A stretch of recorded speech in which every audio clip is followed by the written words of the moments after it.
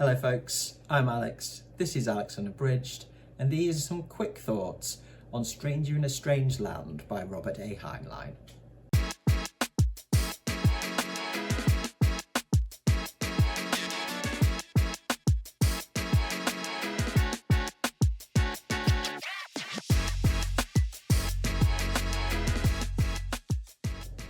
So welcome back to the channel if that is the case. A quickie from me today. I just wanted to jump on and have a little chat about this one, Stranger in a Strange Land by Robert A. Heinlein, the one that I've been trying to read, trying being the operative word, for my science fiction project, Science Fiction for the Somewhat Hesitant. This is a DNF, and I just wanted to jump on and quickly explain why, basically. So you can see I've got through about 2/3, probably just under 2/3 of the book before giving up. It started off well, I have to say. When I started it, I was into it. The plot was interesting. It was intriguing. Some good characters, some really good satire.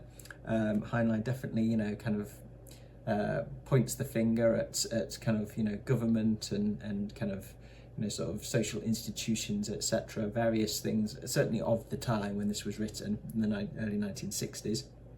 I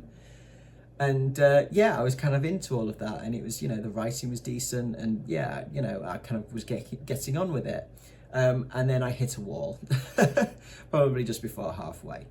And that made me stall my reading. I put it down for a couple of days and sort of thought I'll come back to it afresh after a couple of days break and see if I can pick it up again and get back into it.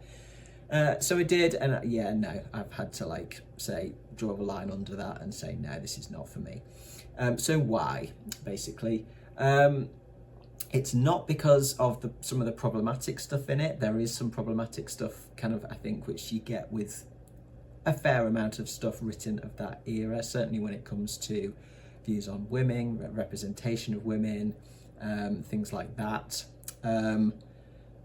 That's definitely there, but that's not a block for me. I take it in the historical context of when the book was written. I know it was very controversial, I think because of some of the satire and politics that are in it.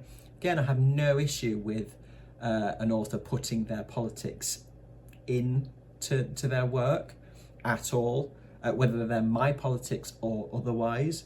I don't mind that at all, as long as it's kind of engaging and done in the right way and serves a purpose within the plot, etc., within the themes.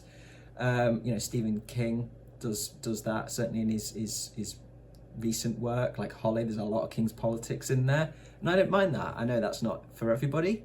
I know it's a real kind of turn off for a lot of folks, but as I say, it's not something that bothers me. The problem with this is the way it's done. It's tedious. It's really tedious to me. The wall that I hit was the character of Jubal Harshaw, who, to start with, was quite an entertaining character, but quite quickly, as I say, became very tedious. In terms of the amount of speechifying, and there's only so much of that sort of blather that I can deal with. It goes on way too much, and is kind of repetitive, and it became trudging through treacle trying to read this. I kind of sort of lost it lost pace massively. For me, it was really off, and I just found myself bored with it, and I just felt very meh about picking it up and reading it. Didn't offend me, didn't anger me, anything like that particularly. It just, as I say, it was just tedious. It felt very self-indulgent. So I decided to call it quits based on that. As I say, I've got quite far through it, which is further through generally than I'd kind of let myself get before DNFing.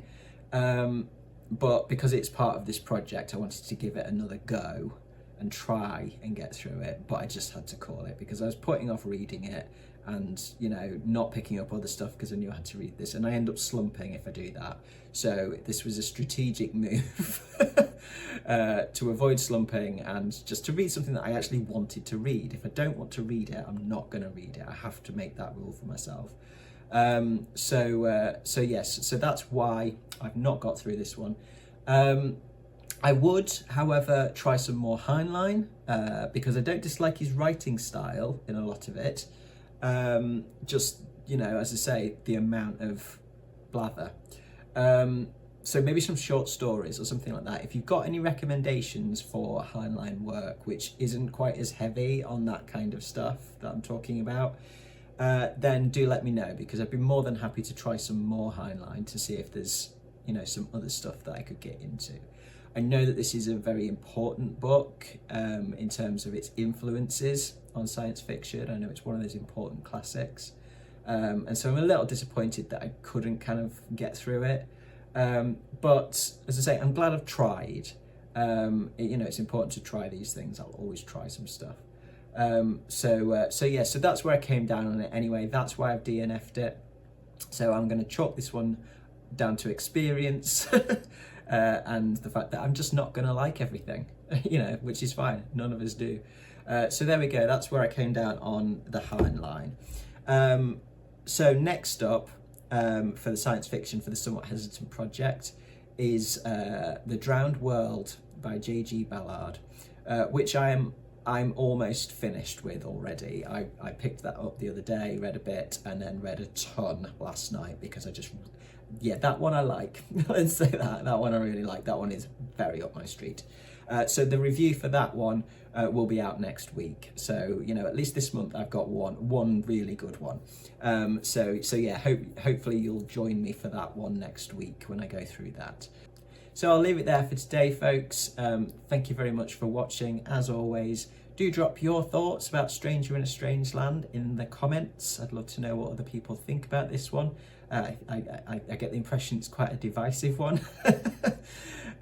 So yes, I will be back on Sunday with a big old pile of possibilities for May, most of which will be for the fabulous Horror Mayhem, which is coming up next month. So I hope you will join me for that then. But from me, for now, that's ta-ra.